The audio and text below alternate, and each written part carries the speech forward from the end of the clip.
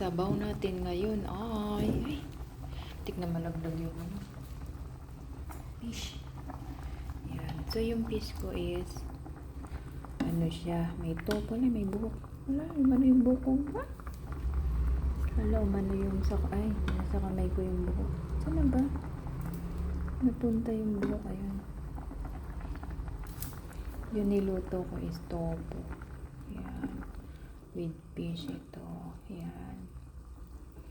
Wow, with siyempre ginger. Yan natin kung luto na ito. Ito talaga yung target ko, yung beans. Hap. Hap, guys. Bili ko dyan 50. Ang balot. Ano? Ano? Hap. With fish lang. Ito lang aking dinner. Ayong kumain ng mga hard food sa gabi. Yan lang ang ating simple dinner.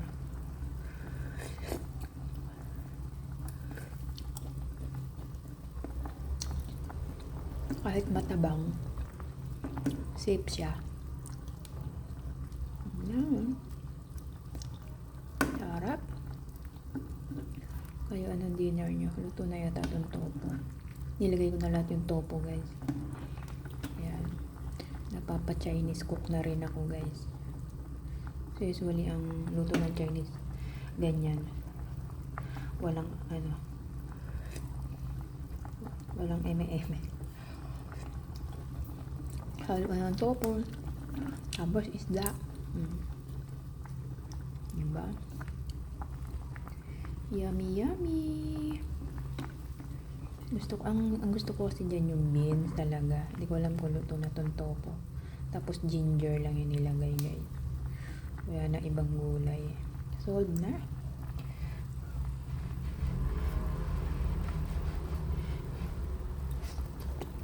Ako nga.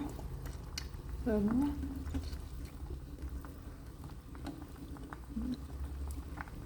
Ito talaga yung gusto ko dyan. Para makahigop si Lolo ng sabaw.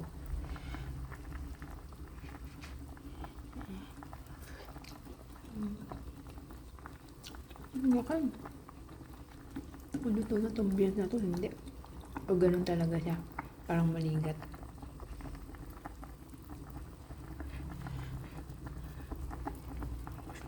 Ito na siguro. Ako ng aking soup for today. Beans. Hindi ko alam kung anong tawag dito sa beans na to. With topo. And 2 sliced fish. Oh, sarap guys. With ginger. Kain tayo. Go. Yan po ba? Lami-lami.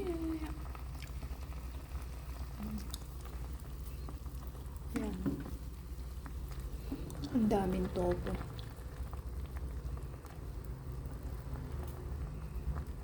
Kung sanay kayong kumain na matabang, go. Ako sanay na.